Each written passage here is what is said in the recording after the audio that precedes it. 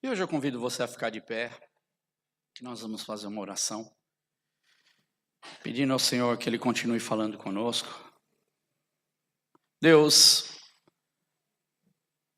como é bom nós estarmos em comunhão, como é bom nós podermos cantar louvores ao Senhor, como a Sandra diz, não é? Nós estamos, sim, num país livre, assim como nós no nosso também somos livres lá também. Mas há muitos lugares que não têm essa liberdade de falar do teu nome e de falar da tua palavra, Deus. Por isso eu peço, Espírito Santo, que agora o Senhor possa trabalhar em minha vida e que eu possa trazer a tua palavra e que o Senhor possa falar nos corações, assim como também ao meu coração. E que nós possamos sair daqui, Senhor, um pouco mais cheios da tua presença, mais cheios do teu conhecimento, mais cheios da tua palavra, e que essa palavra nos mantenha firmes. Firmes para seguirmos na nossa jornada, e firmes também, Senhor, para que nós possamos dar valor ao que o Senhor fez por nós. Deus, toca, Senhor, em cada vida aqui. O Senhor conhece o coração de cada um. Pai, eu te peço, prepara o coração, o Espírito Santo trabalha durante esta palavra, Senhor. Pai, que nós possamos sair daqui e ir para nossas casas e continuar, Senhor, ruminando a palavra de Deus, Senhor, meditando na palavra de Deus. Pai, usando o nosso tempo na palavra de Deus, para que possamos crescer cada dia mais, Senhor, no Senhor. No nome de Jesus é o que eu te peço. Amém. Tome o teu lugar. Bem, nós estamos no penúltimo item daquilo que eu tenho falado já desde as semanas da Páscoa. Nós estamos falando sobre Isaías 53, e talvez para ficar bem frisado na sua memória, Isaías 53, lembra? Começa no 52, 13. Então a divisão deveria ser um pouquinho mais para trás, aonde começa falando desse servo do Senhor. Falamos do servo exaltado, falamos do servo sofredor, falamos de Jesus, o servo puro e reto, sem falta, porém que leva toda a culpa. Depois, na semana que passou, na semana passada, falamos de Jesus, o servo silencioso. E eu acredito que uma grande lição para as nossas vidas no dia de hoje, nos dias atuais, porque nós aprendemos nesse silêncio do Senhor Jesus, no silêncio desse servo, não é? Lições para a nossa vida de quanto nós nos beneficiamos desse silêncio. Porque o silêncio, ele é intimidador. Essa semana, até quando eu estava lendo algumas coisas a respeito da pregação de hoje, eu li sobre o que um filósofo do século V ele diz: há algo ameaçador no silêncio, muito prolongado. O silêncio, quando ele se prolonga, quando não se fala nada, isso ameaça. E Jesus, ele soube lidar com esse momento onde ele deveria, talvez para o ser humano, ter falado, mas ele se calou. E no seu calar, a mensagem foi muito melhor ouvida do que as suas palavras.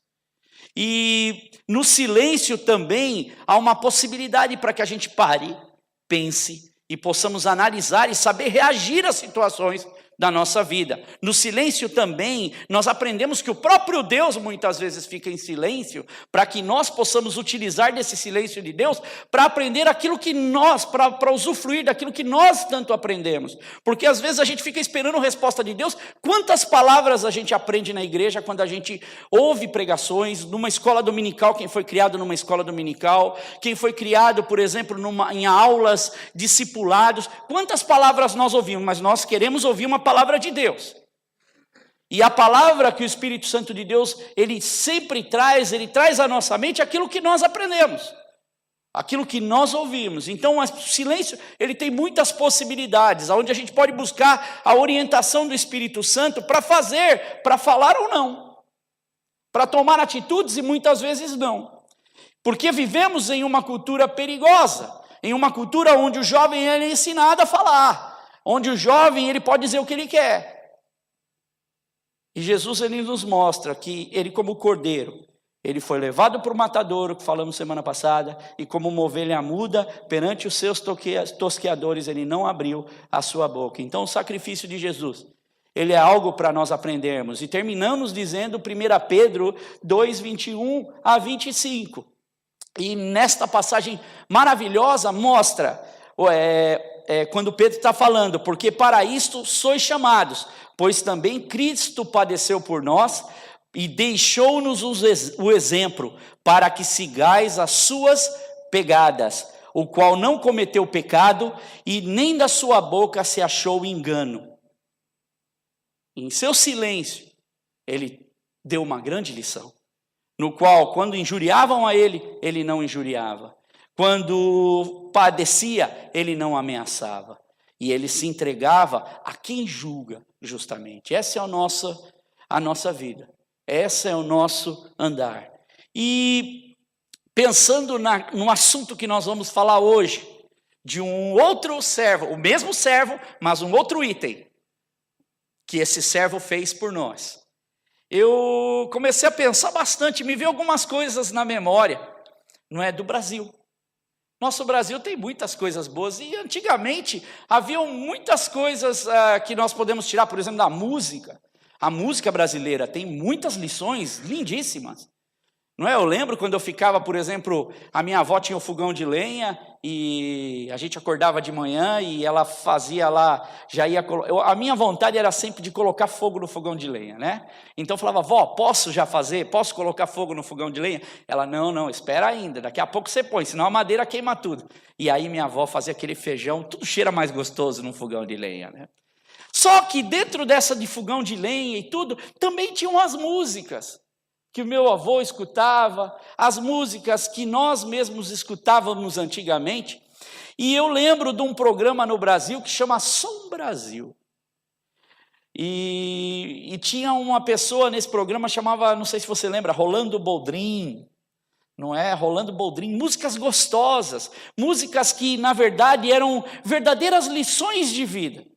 E que eu falo para você hoje, muito melhor do que muitas músicas dentro da igreja, que não tem conteúdo nenhum, que não tem estrutura nenhuma. Nós temos que aprender a ter qualidade naquilo que a gente faz. E aprender com a vida, porque a vida nos ensina, a vida é o que Deus criou para nós. E eu lembro de mensagens em músicas boas, né? E uma dessas músicas foi interessante, porque teve até uma matéria, e é sobre isso que nós vamos falar um pouquinho, que me veio à memória essa semana. E a música, ela chama Travessia do Araguaia.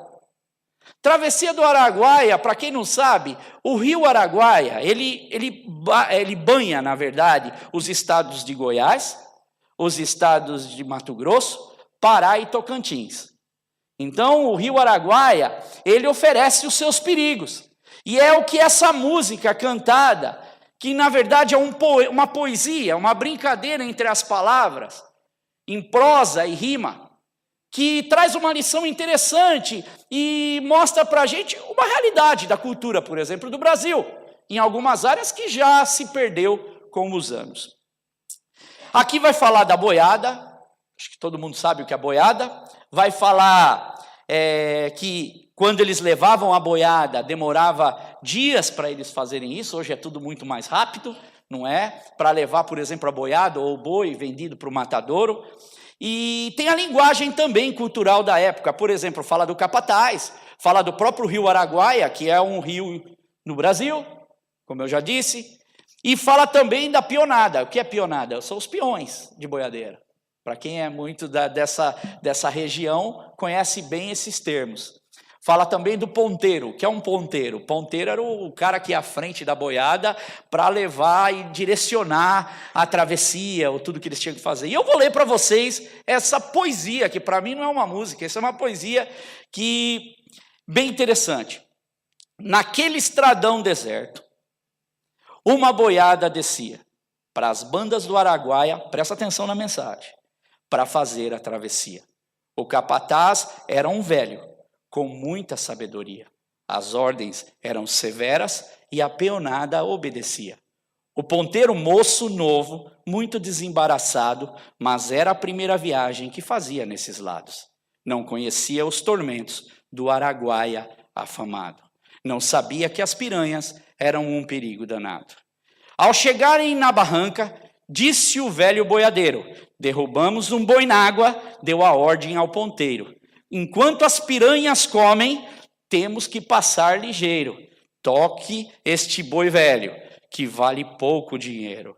Era um boi de aspa grande, já roído pelos anos. O coitado não sabia do seu destino tirano. Sangrando por ferroadas, no araguaia foi entrando. As piranhas vieram loucas e o boi foram devorando. Enquanto o pobre boi velho ia sendo devorado, a boiada foi nadando e saiu do outro lado. Naquelas verdes pastagens, tudo estava sossegado. Disse o velho ao ponteiro: pode ficar descansado. O ponteiro, revoltado, disse: que barbaridade! Sacrificaram um boi velho. Para que tanta crueldade? Respondeu o boiadeiro: aprenda esta verdade, que Jesus também morreu para salvar a humanidade. Programa que eu gostava de ver era Globo Rural. E foi onde eu tomei contato pela primeira vez com essa música, de Tião Carreiro e Pardinho, que fala de uma grande realidade do contexto, por exemplo, da peãozada brasileira. Esse boi é chamado de boi de piranha.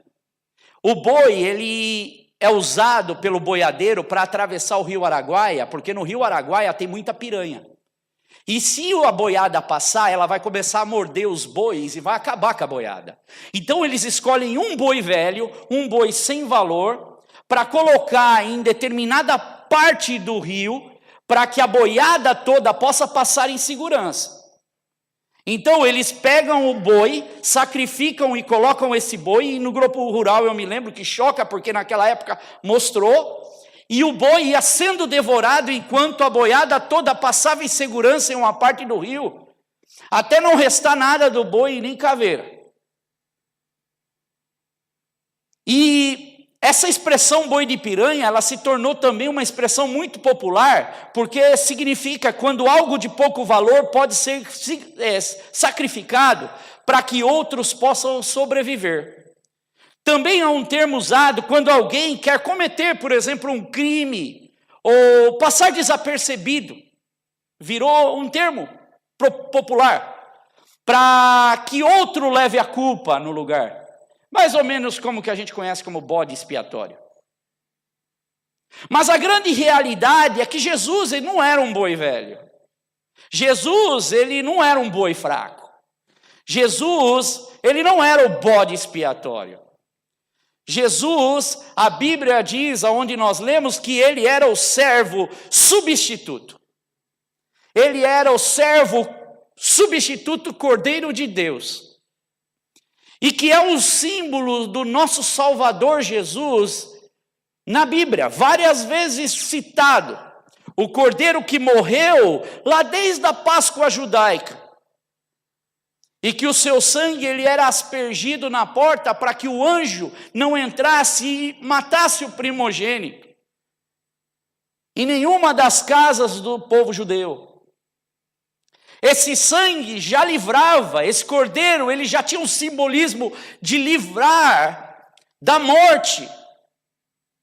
E João Batista, quando ele estava batizando, ele olha e vê Jesus chegando, ele diz: eis o Cordeiro de Deus que tira o pecado do mundo.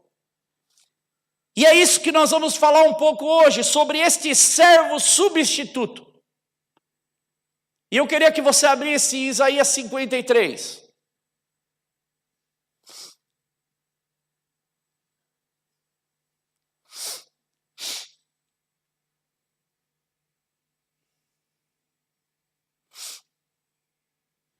Isaías 53, versículos 1 até o 8. E eu quero que você preste atenção na mensagem, porque nós vamos passar e voltar várias vezes por ela, para a gente entender alguns pontos importantes. Primeiro versículo, vamos ler. Quem creu em nossa mensagem e a quem foi revelado o braço do Senhor? Ele cresceu diante dele como um broto tenro e como uma raiz saída de uma terra seca. Ele não tinha qualquer beleza ou majestade que nos atraísse. Nada em sua aparência para que o desejássemos. Foi desprezado e rejeitado pelos homens. Um homem de tristeza e familiarizado com o sofrimento, como alguém de quem os homens escondem o rosto. Foi desprezado e nós não o tínhamos em estima. Certamente, ele tomou sobre si as nossas enfermidades e sobre si levou as nossas doenças. Contudo, nós o consideramos castigado por Deus e por ele atingido. Mas ele foi transpassado por causa das nossas transgressões. Foi esmagado por causa das nossas iniquidades. O castigo que nos trouxe a paz estava sobre ele. E pelas suas feridas fomos curados. Todos nós, tal qual ovelhas, nos desviamos, cada um de nós se voltou para seu próprio caminho. E o Senhor fez cair sobre ele a iniquidade de todos nós. Ele foi oprimido e afligido. Contudo, não abriu a sua boca. Como um cordeiro foi levado para o matadouro, e como uma ovelha que diante dos seus tosqueadores fica calada, ele não abriu a sua boca. Como com julgamento opressivo, ele foi levado. E quem pode falar dos seus descendentes? Pois foi ele eliminado da terra dos viventes. Por causa da transgressão do meu povo foi ele golpeado. Agora o versículo 10, a parte primeira, o início do versículo. Contudo, foi da vontade do Senhor esmagá-lo e fazê-lo sofrer, e embora o Senhor faça da vida dele uma oferta de culpa. Versículo 12, a parte final do versículo. Pois ele carregou o pecado de muitos e intercedeu pelos transgressores. Essa é uma das linguagens mais evidentes deste sacrifício de Cristo, do seu significado profundo. Isaías 52, 13 a 53, 12, mostra e nos dá a plena certeza de que alguém tem que tomar e irá tomar o lugar do outro. Segundo o comentário, um dos comentaristas bíblicos, Beacon Bible Commentary, ele diz o seguinte: esta é a mais importante entre as profecias messiânicas do Antigo Testamento. Quem além de Isaías poderia ter escrito um milagre literário dessa magnitude? E quem além do Espírito Santo de Deus poderia ter inspirado os seus detalhes? Policarpo, século II, o bispo de Esmirna, ele diz que essa passagem é a passagem dourada do Antigo Testamento. O servo que é preparado por Deus, porque Deus ele está sempre no controle de tudo. Ele sabe o que faz, ele sabe como resolver a nossa falta. E o tempo verbal, se você olhar algumas coisas interessantes que eu fui separando com relação aqui, o tempo verbal que está sendo falado aqui é o pretérito do passado, que lembra quando a gente no Brasil tinha? É tanto verbo, né, no Brasil, pretérito perfeito, mais que perfeito, e a gente fica meio, não, o português do Brasil deixa a gente meio louco, né? É tanta conjugação de verbo. Mas olha o versículo 3, ele foi desprezado e rejeitado. Versículo 4, tomou sobre si, levou as nossas doenças, foi castigado. O 5, mas ele foi transpassado, ele foi esmagado por causa das nossas iniquidades. Versículo 7, ele foi oprimido e afligido. Como um cordeiro, ele foi levado para o matadouro. Como uma ovelha diante dos tosqueadores fica calado, ele não abriu a sua boca. O 8, 53, 8, como um julgamento, foi ele levado. Pois foi ele eliminado da terra, versículo 8 também, por causa da transgressão do meu povo, foi ele golpeado. Vê o verbo? Foi, ele carregou, ele fez. E os estudiosos bíblicos, eles chamam isso de passagem profética do tempo passado. Porque, se você olhar, a certeza que me passa nesse texto, porque esse texto está sendo escrito 700 anos antes de Cristo. E ele já fala, Deus já fala, o profeta já fala como se já tivesse acontecido. Porque esta é a certeza, porque Deus, ao invés de Deus dizer isso vai acontecer, Deus já tinha. Deus está no controle de tudo. Deus sabe todas as coisas. Deus domina. Deus é soberano. O outro comentarista, ele diz o seguinte: essa seção de Isaías 53 contém uma prova indiscutível, incontestável, de que Deus é o autor das Escrituras e que Jesus é a profecia messiânica cumprida em definitivo. Os detalhes são tão minuciosamente apresentados que nenhum ser humano poderia ter previsto isso acidentalmente e que nenhum impostor poderia ter cumprido isso com tanta precisão. A salvação de Deus em nossas vidas não poderia ser tão precisa e tão certa para que nós pudéssemos ter vida. Essa era a consciência de Jó. Quando Jó diz em Jó 42:2, ele diz o seguinte: "Seis que o Senhor pode fazer todas as coisas e que nenhum dos teus planos pode ser frustrado." Nada pode frustrar os planos de Deus.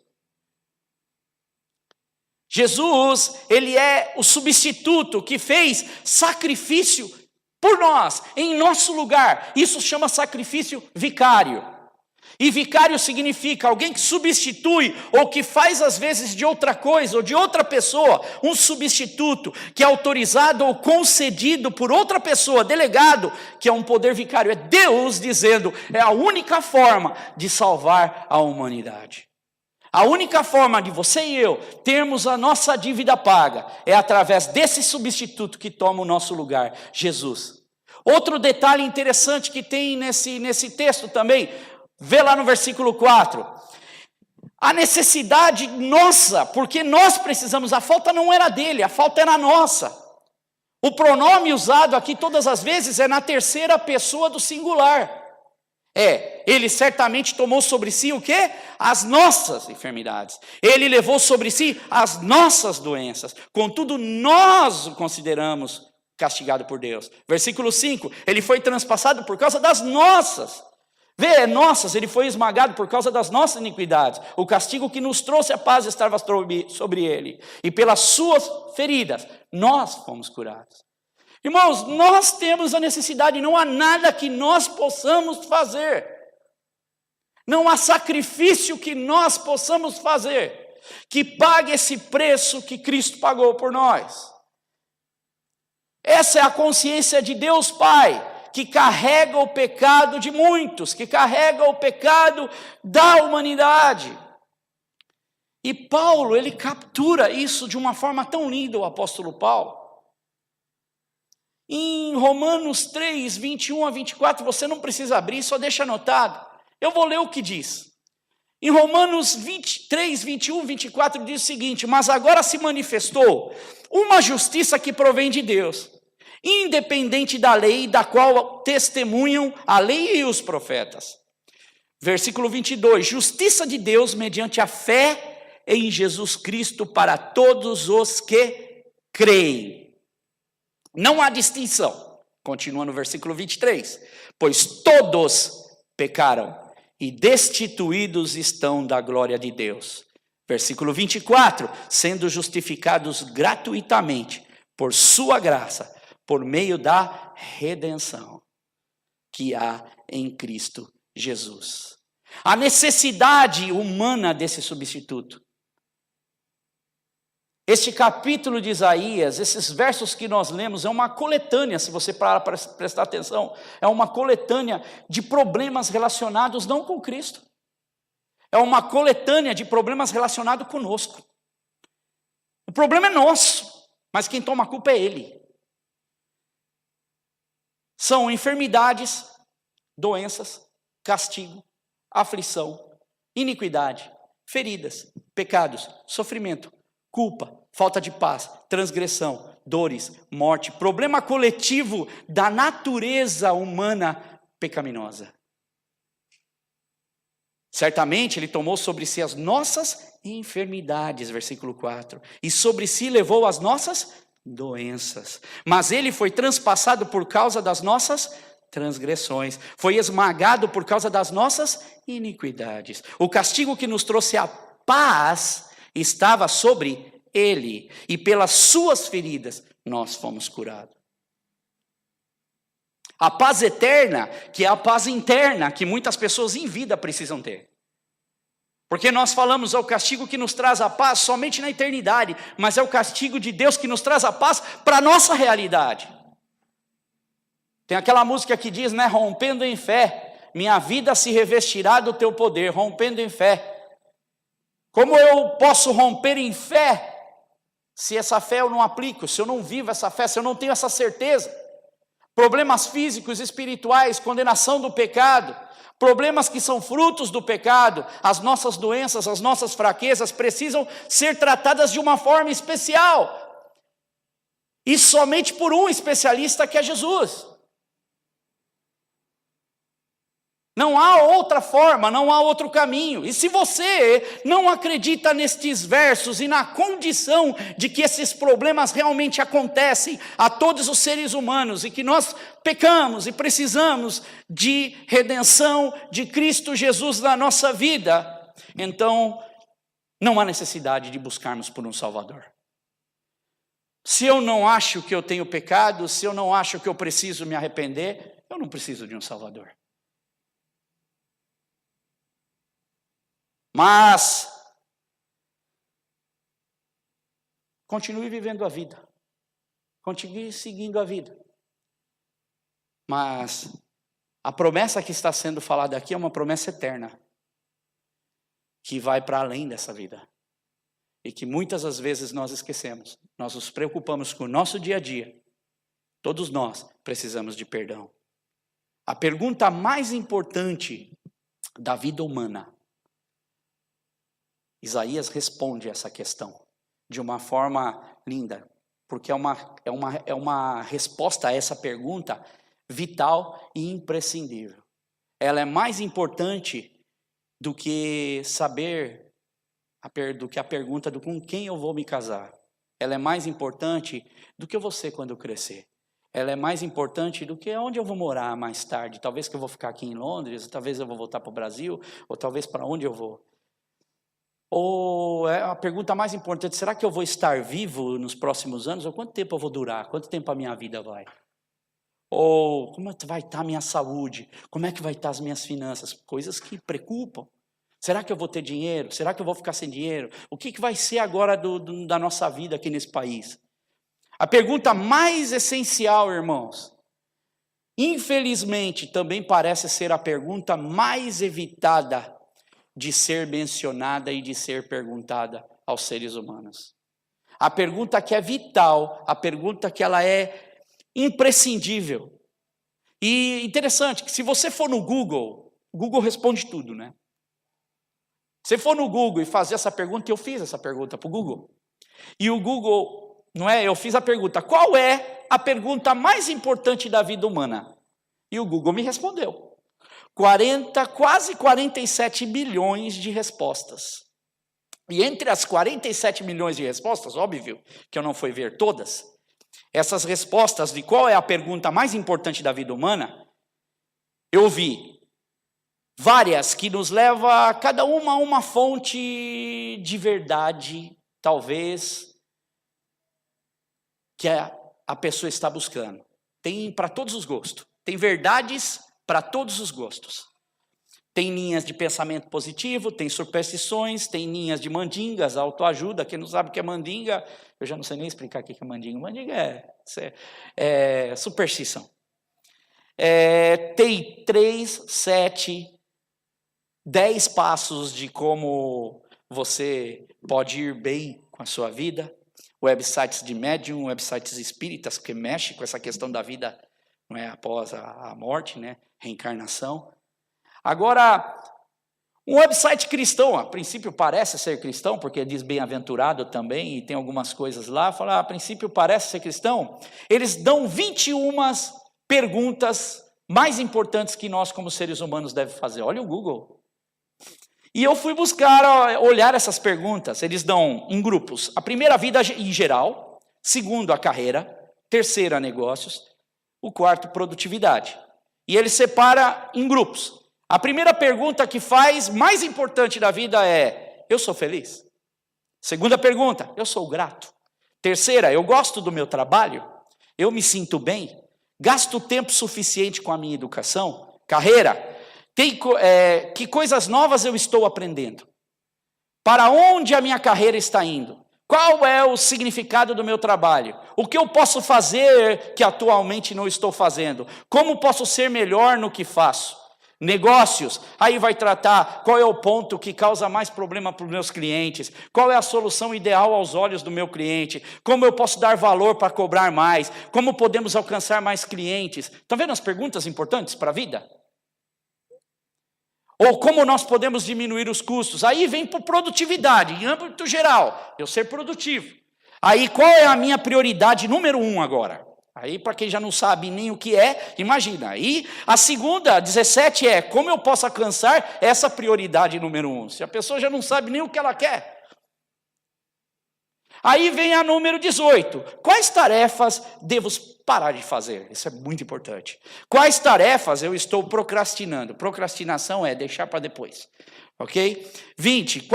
Quais perguntas eu não estou perguntando? E a 21, né, que eu falei, acho que vai vir alguma coisa importante, né? Aí veio, como eu posso ajudar uma pessoa hoje? Irmãos, tudo visa felicidade, segurança, sucesso, satisfação, lucro. Infelizmente hoje, até dentro do evangelho, tudo vira lucro, barganha com Deus, satisfação na minha vida. E eu me esqueço de algo importante. Porque a vida passa rápido. A vida passa muito rápido. Eu me lembro outro dia de eu ter 16, 17, 18 anos e querer ter 21. Eu me lembro outro dia de ter 27 e começar a me preocupar que logo, logo vinha o 30. Eu me lembro outro dia de fazer 40 e falar, uau, passou tudo muito rápido. Quantas coisas eu deixei de fazer que eu deveria ter feito. Os anos passam. E eu aprendo também que como os anos eles passam, a minha responsabilidade também vai aumentando à medida que ele vai passando. Há coisas que o meu pai e a minha mãe já não podem fazer por mim. Sou eu que queria ser o dono do meu nariz e agora eu tenho que tomar conta da rédea e tenho que fazer. E se aproxima o dia em que a nossa vida irá continuar em outro lugar. Porque um dia a nossa vida vai acabar. Um dia a sua contagem ela vai terminar. Há aqueles que não acreditam que tudo acaba, acabou, não tem mais nada para fazer. Enfim, o que vale é somente essa vida que nós vivemos. Outros acreditam que voltaremos em corpo de outras pessoas e viveremos a vida tentando corrigir os nossos erros passados e quem sabe melhorar. Mas a pergunta mais importante da vida humana para mim fui tentando buscar como uma pessoa ela pode estar bem, digna, correta diante de Deus. E o Google não vai me dar resposta para isso, ou vai me dar muitas respostas, e muitas delas não vão me levar realmente para estar corretamente diante de Deus bem. Mas a palavra de Deus nos ensina, e a palavra de Deus ela mostra nesse tema central da Bíblia, as boas novas de redenção. Não somente para o que a gente vive na nossa vida dia de hoje, mas para aquilo que a gente vive para a nossa eternidade. E eu vou colocar dessa forma que talvez fica mais fácil da gente entender qual é a pergunta mais importante. Como uma pessoa pode escapar da morte e do inferno e pode usufruir da salvação e do lar eterno no céu? Essa é a pergunta mais importante que nós devemos fazer para nós mesmos. Como nós podemos escapar da condenação, porque todos pecaram e destituídos eles estão da glória de Deus, e eu posso encontrar paz com Deus, eu posso encontrar a forma de estar bem com o Senhor a caminho do céu.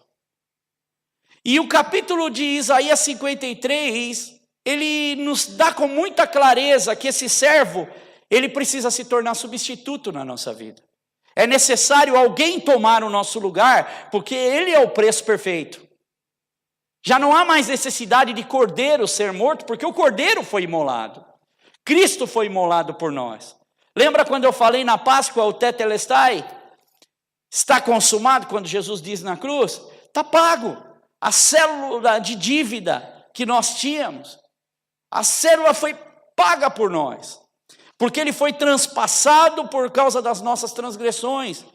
Ele foi esmagado por causa das nossas iniquidades. O castigo que nos trouxe a paz estava sobre ele. Pelas suas feridas nós fomos curados. É o sacrifício perfeito. E abre aí, está com Isaías aberto ainda, 53, 10.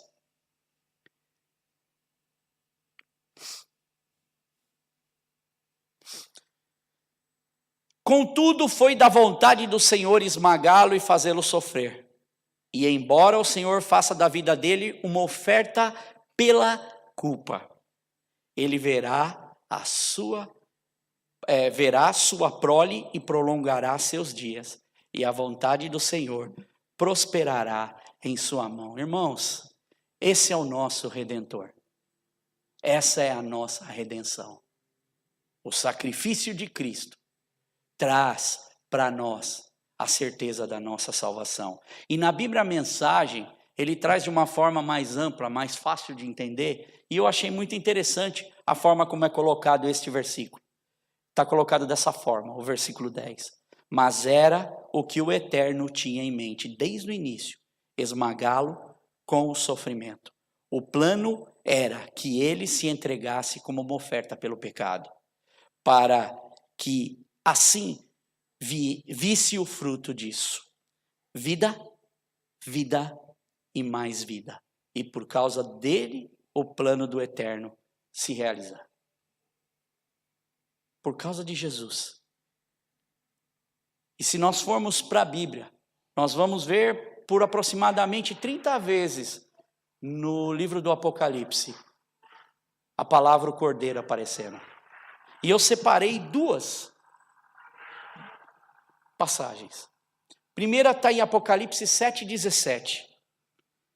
Diz: pois o cordeiro que está no centro do trono será o seu pastor. Ele os guiará às fontes de água viva. E Deus enxugará dos seus olhos toda lágrima. Agora eu vou para outros versículos que estão em Apocalipse 21, de 22 a 27. Quando João está vendo a cidade santa, está tendo a visão da cidade santa, a Nova Jerusalém. Não vi templo algum na cidade, pois o Senhor, o Todo-Poderoso e o Cordeiro são o seu templo. A cidade não precisa de sol nem de lua para brilharem sobre ela, pois a glória de Deus a ilumina, e o Cordeiro é a sua candeia. As nações andarão em sua luz, e os reis da terra lhe trarão a sua glória. Suas portas jamais se fecharão de dia, pois ali não haverá noite. A glória e a honra das nações lhe serão trazidas. Olha o 25. Nela jamais entrará algo impuro com pecado. E ninguém que pratique o que é vergonhoso ou enganoso, mas unicamente aqueles cujos nomes estão escritos no livro da vida do Cordeiro. Irmãos, Cordeiro de Deus, não é o boi, como é que é o nome lá? O boi de piranha, que eu falei? O boi que é sacrificado para que a manada passe? Podemos entender.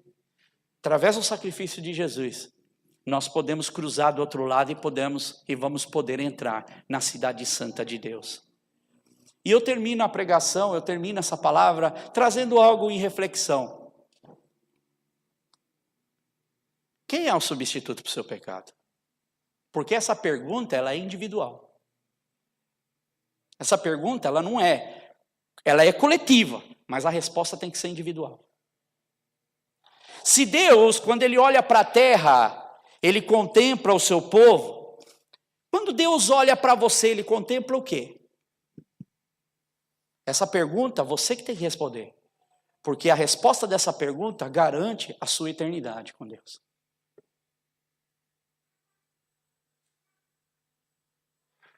Quando Deus, Ele olha Lá no passado, lá para Noé, quando ele olha para a terra e ele vê a terra uma bagunça, em Gênesis 6, ele olha, por exemplo, em meio a uma geração perversa, que é assim que está o versículo, ele vê que Noé era um homem justo, íntegro e entre o povo de sua época, que o povo era terrível naquela época.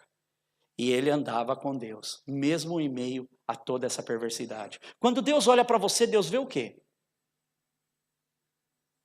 O cordeiro é o seu substituto? O cordeiro, ele representa, você dá valor para o cordeiro de Deus? Porque se você não dá valor para o cordeiro de Deus, então é melhor você refazer as tuas bases.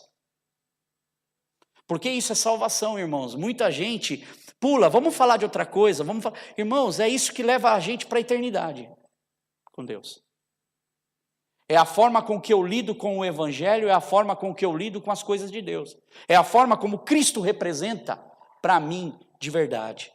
Davi, Deus fala, é um homem segundo o meu coração. O próprio Paulo, ele cita isso em Atos. Ele diz, encontrei Davi, filho de Jessé, quando ele está citando passagens do Antigo Testamento, um homem segundo o meu coração. Ele fará tudo, ele fará tudo o que for da minha vontade. Será que Deus pode olhar para você e você fará tudo o que for da vontade de Deus?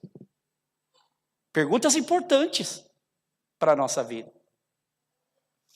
Jó, Daniel é fantástico.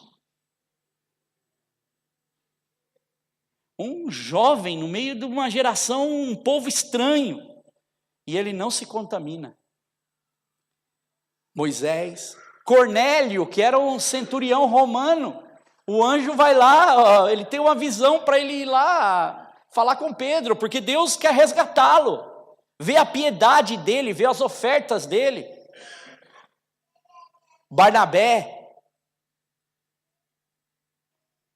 quantos homens de Deus.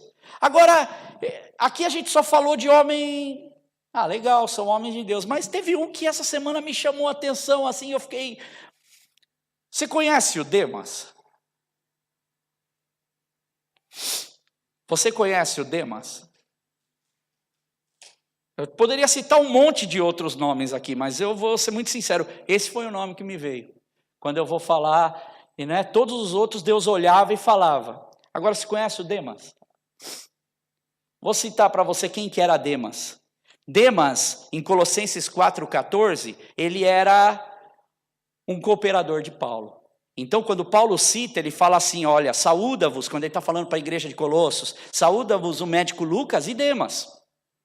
Aí, quando vai, por exemplo, para Filemon, na carta para Filemon, saúdam-te Epáfras, o meu companheiro de prisão, por Cristo Jesus, Marcos, que é João Marcos, que escreveu Marcos, aí tem Aristarco e Demas, e Lucas, os meus cooperadores. Agora, quando Paulo está no final aqui esse homem está andando com Paulo, está ajudando, é cooperador de Paulo. Quando chega no final da carreira de Paulo, Paulo já está para morrer. 2 Timóteo é a última carta que ele escreve. E aí ele diz em 2 Timóteo 4, 9 a 11, que é lindíssima essa carta. Ele diz o seguinte, quando ele fala, Timóteo, procure vir logo ao meu encontro. Porque o tempo dele está se esgotando, ele sabe, ele tem certeza disso. Pois Demas, amando este mundo, ou algumas versões, o presente século, me abandonou e foi para Tessalônica. Ele dá a lista de quem está ou que foi seguir, fala de Tito, que seguiu, e fala de mais uma pessoa que eu não coloquei aqui. E aí no versículo 10 ele fala, pois Demas, amando então o presente século, me abandonou e foi para Tessalônica. Só Lucas que ficou comigo. Irmãos, aquilo que eu entendo é, como é que eu tenho, dentro da minha vida cristã, lidado com a responsabilidade? Na medida que eu tomo consciência desse servo de Deus, que deu tudo. Que foi pisoteado, que foi morto por nós, que fez tudo isso para que a gente tenha vida. Qual é a vida que eu estou vivendo? Qual é a vida que Ele me deu, que eu honro? Essas são perguntas que nós devemos fazer todo dia. São perguntas que me levam a melhorar cada dia mais meu relacionamento com o Senhor. Porque é me aprofundando na verdade de Deus que eu começo a tomar consciência do meu caminhar com Cristo. Esse substituto, esse servo substituto, pagou um preço por mim, tomou o meu lugar. A única coisa que ele exige de mim é que eu me aplique nas boas novas e em prol do reino que ele tanto lutou para estabelecer. Fique de pé. Senhor, o céu é real, o inferno é real, a vida que nós vivemos é uma vida real, as decisões que nós tomamos, elas são também realidades, porque em todas as nossas atitudes e em todas as nossas ações, nós vemos os resultados. Então nós sabemos, Deus, que nós precisamos andar, ter consciência, ter sabedoria, nos aplicar para a vida que nós vivemos, aos estudos que nós temos oportunidade, mas também nos aplicar como servos de Deus para saber a tua vontade. Temos aprendido tanto com o Senhor, o quanto Jesus foi exaltado pelo Pai, o quanto esse servo se aplicou para andar puramente e retamente, o quanto esse servo se silenciou, mas não de falar com Deus, o quanto esse servo se entregou tomando o meu lugar. Quanto eu tenho valorizado isso? Porque suas dores, Jesus, foram dores reais. O seu sofrimento, Jesus, foram sofrimentos reais. A sua luta, Jesus, foram lutas reais. Os seus opositores foram opositores reais, Deus. E o quanto eu valorizo isso. Senhor, nos ensina como igreja, nos ensina como esses humanos que são tão dependentes desta tua presença, tão dependentes dessa sua redenção, para entendermos que um dia chegaremos diante da tua presença, Deus. E que nós vamos sim, Senhor, dar conta das nossas atitudes, Deus. Dar conta, Senhor, da nossa vida. Não por aquilo que a gente acha o que é correto, mas nós vamos dar conta mediante a referência que nós temos, que se chama Palavra de Deus. Como tem sido o meu andar? Tem sido como o de Noé? Ou tem sido como o de Demas? Como tem sido o meu caminhar, Senhor? Espírito Santo que age e trabalha em nosso ser e em nossa vida. Como tem sido as minhas palavras, verdadeiras ou falsas? Como tem sido a minha forma de trabalho, honesta ou desonesta? Como tem sido as minhas ações, boas ou más? Como tem sido as prioridades que eu dou como cristão? Eu não me importo tanto com isso, porque tenho outras coisas para fazer, ou o Senhor realmente é tudo na nossa vida, e o restante segue como bênção do Senhor em nós. Pai, nos ensina isso, nos ensina a melhorar, nos ensina a crescer, nos ensina nos tratamentos, nos ensina no crescimento com Deus, porque é isso que vale para a nossa vida. Espírito Santo, trabalha em cada vida aqui, Senhor, nos casamentos, nos lares, Senhor. Trabalha, Senhor, na nossa vida espiritual, na nossa vida no caminhar com Cristo.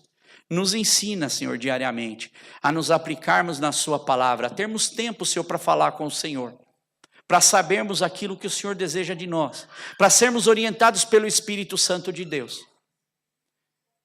Para que nós possamos ver a tua glória, Senhor. Ela não vem, Senhor, com músicas alegres. A sua glória, ela se apresenta com um coração puro e quebrantado, Deus. A sua presença se apresenta na nossa vida, Senhor, com um coração contrito, Senhor, diante da tua presença. Que nós possamos, Senhor, nos colocar diante da tua presença, fazendo sempre, Senhor, reflexões daquilo que nós temos feito. Para que possamos sim, Senhor, mediante aquilo que é a tua palavra, trazermos melhora, Senhor, para o nosso caminho. Uma metanoia, uma mudança, Senhor, de direção. Pai, ajuda, Senhor, cada um em seu ministério, em seu chamado. Ajuda, Senhor, cada um em suas dificuldades, Senhor. Dificuldades, Senhor, que muitas vezes não se transformam em uma lágrima, Senhor, mas se transformam em noites de sono perdido, Deus.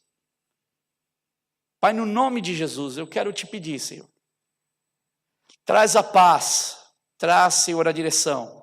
Traz, Senhor, aos nossos jovens, Senhor, o desejo de seguir a Tua vontade, Senhor, e serem usados pelo Senhor, aonde o Senhor os colocar nessa nação, ou em outra que o Senhor irá os levar, Senhor. Pai, ajuda os nossos jovens que estudam, Senhor, a não serem contaminados, Senhor, por este mundo que oferece tantas outras coisas que chamam a atenção e são interessantes, Deus.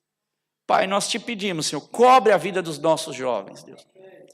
Cobre a vida das nossas crianças, Senhor. Cobre, Senhor, porque hoje são tantas as coisas, Senhor, que estão indo para a cabecinha deles, Deus. Pai, estão complicando em vez de ajudar, Deus. Mas nós sabemos que a importância do que elas fazem na salinha de aula ali, Deus, atrás, as estruturam, Senhor, para a vida, Deus. Porque a Tua palavra, como a Sandra disse, não volta vazia, Deus. Assim como nós vemos, Senhor, naquelas crianças lá no Brasil, no trabalho que nós temos feito, Senhor. Pai, parece um trabalho pequeno que talvez ninguém investiria, Deus. Mas o Senhor separou um pequeno povo aqui para investir naquele trabalho. E eu tenho certeza que a obra está sendo feita e que vidas estão crescendo, Deus. Pai, mais certeza eu tenho pela paz que o Senhor tem colocado em nós, que o Senhor se agrada disso, Deus. E que os frutos estão vindo. E os frutos, eles são apresentados através da família. São apresentados através dos contatos, Senhor, daquela comunidade, Deus. Assim como nos abençoa aqui, Senhor. Nos mostra, Senhor, a direção que nós devemos tomar, não geridos por emoção, Deus. Mas a direção que nós devemos tomar como igreja, Senhor, geridos pelo Teu Espírito Santo, Deus. Nós queremos, Senhor, dizer, nós queremos ouvir a Tua voz. Queremos ouvir o que o Senhor tem para dizer para nós, Senhor. Ouvir o que o Senhor tem para falar, Senhor, para nós, Senhor. Pai, sobre cada um, sobre cada vida, Deus. No nome de Jesus eu te peço, Senhor. Pai, muito obrigado pela vida de cada um. Cuida, Senhor, e protege no nome de Jesus. Amém, Senhor. Amém, amém.